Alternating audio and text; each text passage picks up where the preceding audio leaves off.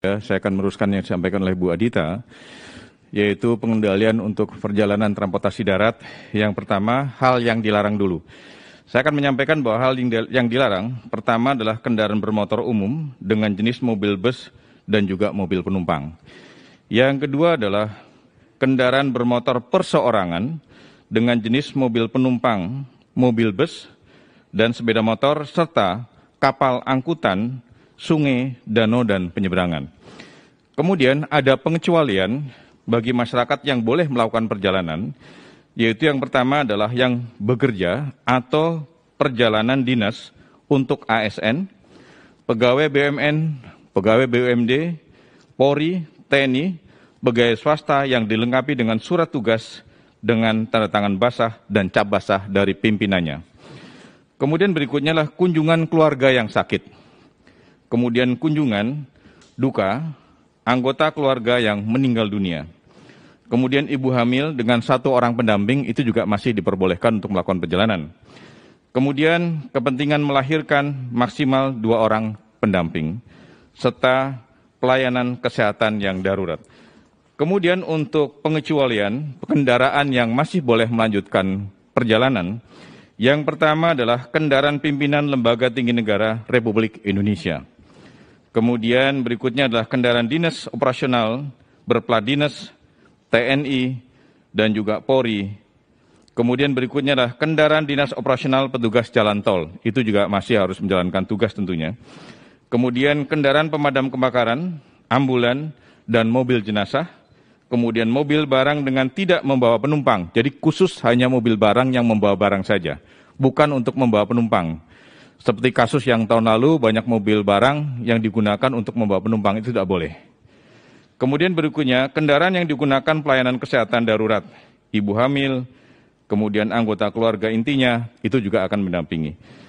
Kemudian kendaraan yang mengangkut repatriasi pekerja migran Indonesia, warga negara Indonesia dan pelajar mahasiswa yang berada di luar negeri, serta pemulangan orang dengan alasan khusus oleh pemerintah sampai ke daerah asal sesuai dengan ketentuan yang berlaku.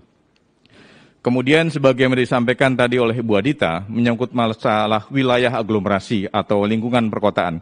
Jadi untuk kawasan perkotaan, ada beberapa daerah yang sudah kami skip di dalam peraturan Menteri Perhubungan tadi, yang masih boleh melanjutkan atau melakukan kegiatan pergerakan, adalah yang pertama untuk wilayah aglomerasi Medan, Binjai, Deli Serdang, dan Karo.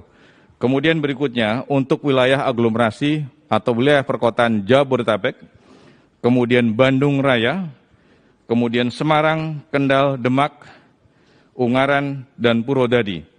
Kemudian berikutnya Jogja Raya, Solo Raya, kemudian Gerbang Kertosusilo atau Gresik, Bangkalan, kemudian Mojokerto, Surabaya, dan Sidoarjo. Dan yang aglomerasi terakhir adalah untuk Makassar, Sungu Minasa, Takalar, dan juga Maros. Kemudian menyangkut masalah pengawasan, juga tadi sudah disinggung oleh Bu Adita, bahwa pengawasan nanti akan dilakukan oleh Polri dengan membuat pos-pos checkpoint di beberapa daerah.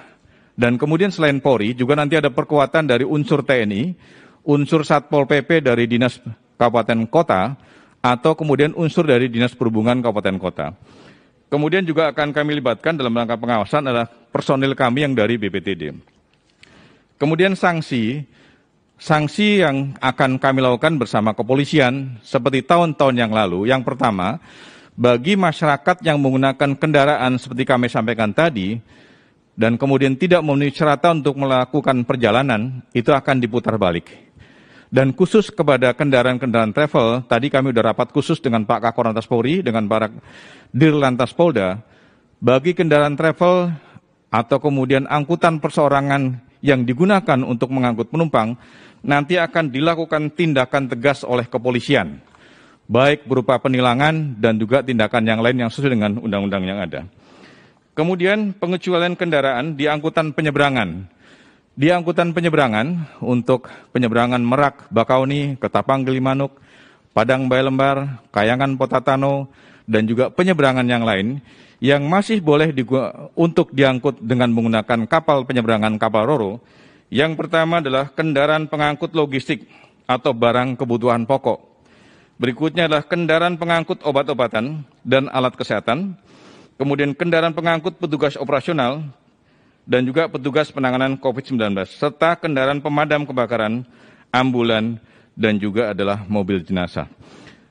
Kami kira dari sektor perhubungan darat ini yang bisa kami sampaikan, dan nanti dalam pelaksananya kami bersama Korlantas Polri, bersama TNI, bersama juga dengan Pol PP dan juga Dinas Perhubungan Kabupaten Kota, dari mulai tanggal 6 kami sudah akan memasuki beberapa pos checkpoint yang dibangun oleh Polri. Kalau tidak salah jumlahnya sekitar 333 checkpoint yang akan didirikan oleh kepolisian, dan insya Allah nanti dari unsur Dinas Perhubungan Kabupaten Kota itu akan bersama-sama dengan Korlantas Polri, TNI untuk menjaga di checkpoint yang ada. Demikian yang kami sampaikan. Selanjutnya Pak Dirjen Laut akan menyampaikan di sektor perhubungan laut.